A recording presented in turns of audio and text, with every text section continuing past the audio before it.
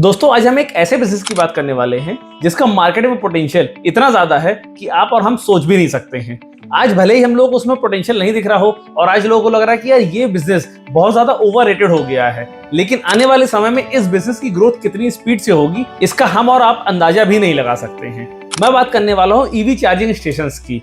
हर आदमी ईवी कर रहा है, लेकिन क्या आपको लगता है कि ईवी में इतना भी पोटेंशियल है कि इतनी बड़ी बड़ी कंपनियां इसमें टूट रही हैं, लोग इतने पागल हुए जा रहे हैं ईवी के लिए और पैसा डाले जा रहे हैं? क्या इतना पोटेंशियल निकलेगा?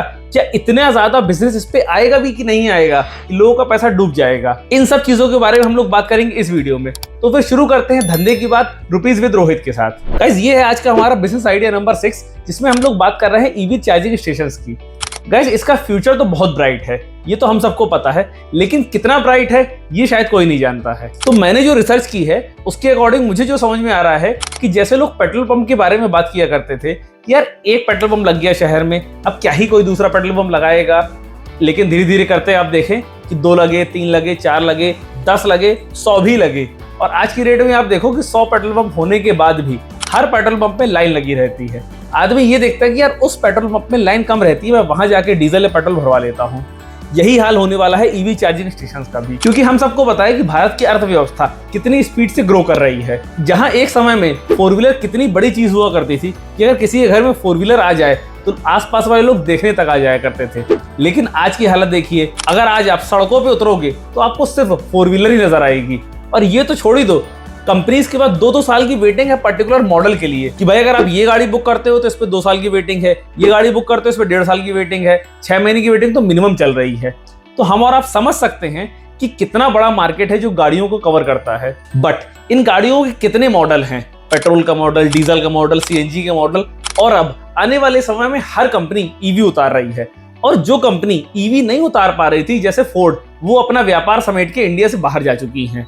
तो ये तो क्लियर हो गया कि भाई इंडिया में अगर आपको गाड़ियां बेचना है तो ऑब्वियस सी बात है कि आपको ईवी कार्स पे उतरना ही पड़ेगा, यानी कि हर कंपनी अब ईवी लेके आने वाली है। यहां तक कि महिंद्रा की बात हो रही थी कि महिंद्रा जो अपनी एसयूवीज के ऊपर डिपेंडेंट रहता है वो ईवी कब लेके आएगा। अब तो भाई वो भी ईवी में उतरने लगा है। टाटा का तो बोलबाला पहले से ईवी में है। तो इसी वजह से इसकी मार्केट इतनी ज्यादा आने वाले समय में बढ़ने वाली है कि भाई अगर आदमी को ट्रैवल करना है, अब ऐसा तो वो करेगा नहीं कि एक गाड़ी डीजल रखेगा, एक गाड़ी ईवी रखेगा कि भाई डीजल गाड़ी से मैं दूर जाऊंगा, ईवी गाड़ी से मैं पास जाऊंगा। कुछ लोग ऐसा भी करेंगे, भाई इंडिया में पैसे की कमी नहीं है, लेकिन हर आदमी ऐसा नहीं करेगा क्योंकि ईवी एक इकोनॉमिकल ऑप्शन है। तो जब इकोनॉमी की हम बात करते हैं तो वहाँ 2 गाड़ी की बात ही कैसे आएगी? इसीलिए ईवी चार्जिंग स्टेशन का बिजनेस आने वाले समय बहुत बूम करने वाला है। तो इस बिजनेस को आप कैसे सेटअप कर सकते हो? सबसे पहले देखो, आपको ये सोच रहे हैं कि आपको किसी एक पर्टिकुलर कंपनी की फ्रेंचाइजी लेनी है या फिर आप खुद का अपना पूरा मॉडल सेटअप करना चाहते हो। अगर आप किसी कंपनी की फ्रेंचाइजी लेते हो तो 2 फायदे हैं। एक तो आपको उस कंपनी का ब्रांड मिल जाएगा, आपको अपने ब्रांड की मार्केटिंग नहीं करनी पड़ेगी, और दूसरी चीज है कि आप पैसा देके पूरा सेटअप खरीद सकते हो। लेकिन अगर आप खुद का अपना सेटअप करते हो तो भाई आपको मार्केटिंग इतनी तगड़ी करनी पड़ेगी, उसके बारे में लोगों को बताना भी पड़ेगा, तो ये थोड़ा सा डिफिकल्ट हो जाता है। तो मैं आपको सजेस्ट करूंगा कि आप किसी कंपनी की फ्रेंचाइजी ले लो, उसके अकॉर्डिंग आप वर्क करो, क्योंकि जो भी ऐसी कंपनीज हैं जो ईवी स्टेशंस की फ्रेंचाइजी दे रही हैं उनके अपने पर्टिकुलर ऐप होते हैं। उस ऐप को डाउनलोड करके लोग ये भी सर्च कर सकते हैं कि मेरे आसपास ईवी स्टेशन कहां पर है। अब बात आती है कि भाई ईवी स्टेशन अपने को लगाने किधर है। तो देखिए, मेरा ऐसा मानना है कि जहां पे ज्यादातर लोगों की गाड़ियां पार्क होती हैं वहां पे आप ईवी स्टेशन लगा सकते हो। अब हम बात करते हैं कि इस बिजनेस का पोटेंशियल कैसी कैसी जगहों पे है। वैसे तो हर इन्फ्लुएंसर ने ये बताया है कि आपको ईवी स्टेशन हाईवे पे लगाने चाहिए, लेकिन भाई हर आदमी हाईवे पे थोड़ी जाके रहने लगेगा, लोग तो रहते शहर में है ना। तो मैं आपको बता रहा हूँ कि आपको ईवी स्टेशन सबसे अच्छी पोटेंशियल के लिए शहर में लगाने हैं। कैसे? देखो, रेजिडेंशियल सोसाइटीज हैं, अब मान लो कोई बिल्डिंग है, वहां पे 100 फ्लैट हैं। अब 100 फ्लैट में 50 लोगों के पास गाड़ी आ रही है। अब 50 में से अगर 10 ईवी गाड़ी भी है तो भाई कोई अपनी गाड़ी उठा के ऊपर तो लेके जाएगा नहीं अपने रूम पे, वहां चार्ज करूं। तो आप सोसाइटीज को टारगेट कर सकते हो, सोसाइटीज में आप परमिशन लेके ईवी स्टेशन सेटअप कर सकते हो और आराम से जो ईवी कार ओनर्स हैं उनसे चार्जिंग का पैसा ले सकते हो। ये एक बहुत अच्छा बिजनेस मॉडल है। सेम केस आप कर सकते हो ऑफिसेज में। देखो, आप बड़ी बड़ी कंपनीज में, मेट्रो सिटीज में, आईटी कंपनीज में आप जाओगे तो वहां लाइन से गाड़ियां खड़ी रहती हैं। अब वहां यार बंदा एक बार सुबह आ गया, यार उसको अगर कहीं इमरजेंसी में निकलना हो तो हाईवे का इंतजार तो करेगा नहीं कि मैं हाईवे में अपनी गाड़ी चार्ज कर लूंगा। ऑब्वियस सी बात है, वो ये कोशिश करेगा कि अगर मुझे जहां पर मेरी गाड़ी पार्क हो रही है वहां पे अगर मुझे ईवी स्टेशन मिल जाता है तो इससे अच्छा कुछ नहीं हो सकता है। तो कोशिश करिए कि आप residential societies, school, colleges, restaurant, यहाँ पर आप ईवी स्टेशन डालिए। हाईवे में डालना भी एक बहुत अच्छा ऑप्शन है। और कोशिश करिए कि जो हाईवे में ढाबे बने हुए हैं, अगर आपकी खुद की लैंड है तो भाई अपना एक होटल आप खोलो, ढाबा खोलो और वहां पे ईवी चार्जिंग स्टेशन डाल दो। क्योंकि बंदा सिर्फ खड़े होकर चार्ज थोड़ी करेगा कि वो उसकी गाड़ी चार्ज हो रही है और वो बैठा बैठा फोन में रील स्क्रॉल कर रहा है, ऐसा नहीं होगा। उसको कुछ ना कुछ टाइम पास चाहिए है। जैसे आप गेमिंग जोन डाल सकते हो, छोटा सा ढाबा डाल सकते हो, वहां पे बंदा आएगा, थोड़ा सा एंटरटेन होगा, अपनी गाड़ी चार्ज करेगा, निकल जाएगा। लेकिन इनसे अच्छे ऑप्शन आपको मिलेंगे शहर के अंदर, भीड़ भाड़ वाली जगह पे, जहां पे बहुत सारी गाड़ियां एक साथ पार्क रहती हैं। अब अगर बात करें फ्रेंचाइजी की, तो देखो मेरे हिसाब से टाटा की फ्रेंचाइजी लेना सबसे बेटर ऑप्शन है। क्योंकि टाटा एक वेल एस्टेब्लिश नेम है और बहुत बड़ी कंपनी है। और टाटा का भरोसा तो हम सबको ही पता है, क्योंकि ये बात तो हर्षद मेहता ने भी कही थी। चलो टाटा का कोई भी शेयर, ज्यादा सोचो मत, पुरानी कंपनी आज नहीं तो कल फायदा ही देगी। लेकिन मैं यहाँ पे आपको किसी टाटा के शेयर में पैसा लगाने की बात नहीं कर रहा हूँ। मैं बात कर रहा हूँ टाटा ईवी स्टेशंस की फ्रेंचाइजी की। इसकी फ्रेंचाइजी कैसे लेनी है और इसका सेटअप कैसे बनता है, इसकी लिंक मैंने डिस्क्रिप्शन में दे दी। आप वहां से क्लिक करके इसको पूरा चेक कर सकते हैं। इसकी फ्रेंचाइजी लेने की जो कॉस्ट आएगी वो आएगी लगभग 20 से 25 लाख रुपए।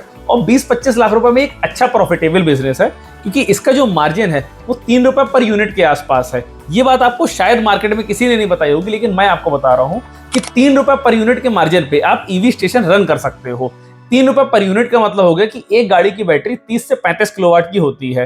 तो मोटा मोटा आप देखोगे कि जब आप एक 4 व्हीलर चार्ज करोगे तो आपको उस पर 100 रुपए बचेगा। यानी कि 3 रुपए यूनिट 30 किलोवाट भी हो सकता है, 35 किलोवाट भी हो सकता है, और 1 किलोवाट का मतलब 1 यूनिट। तो आप देखो कि एक 4 व्हीलर में आपको मोटा मोटा 100 रुपए बच रहा है। अब अगर दिन की आप 20 से 25 4 व्हीलर भी चार्ज कर लेते हो, 2-3 चार्जिंग पॉइंट लगा के भी, तो भी आप आराम से 2,500-3 हजार रुपए कमा रहे हो। यार 20 लाख रुपए लगा के अगर रोज का आपको 2-2.5 हजार रुपए मिल रहा है, जो आपका मंथली पहुंचेगा 70 से 80 हजार रुपए, तो बहुत अच्छा इन्वेस्टमेंट है। सबसे बड़ी चीज ये है कि सस्टेनेबल इन्वेस्टमेंट है। इसमें आपको रेगुलर कस्टमर मिलते रहेंगे। और आप ये मत सोचो कि आपको कंपटीशन बढ़ जाएगा तो भाई बंदा आपसे चार्जिंग कराना कम कर देगा।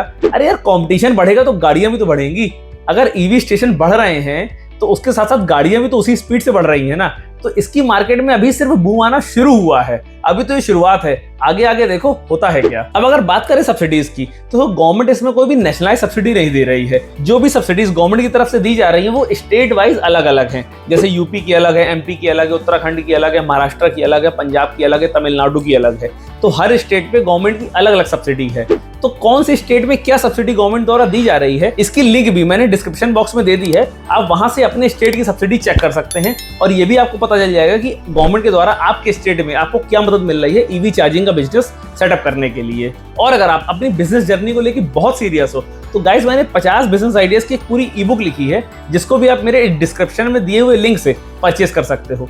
उस पर एक एक डिटेल मैंने बताई है, कौन सा बिजनेस कैसे सेटअप होगा, उसमें कौन सा लाइसेंस लगेगा, कौन सी एनओसीज लगेंगी और उन एनओसीज को कहां से अप्लाई करना है, ये भी डिटेल्स मैंने अपनी ई बुक में दी हुई है। तो गाइस धंधा करते रहिए और इस वीडियो को शेयर जरूर करते रहिए, क्योंकि जब धंधा करेगा इंडिया तभी तो बढ़ेगा इंडिया। जय हिंद, जय फाइनेंस।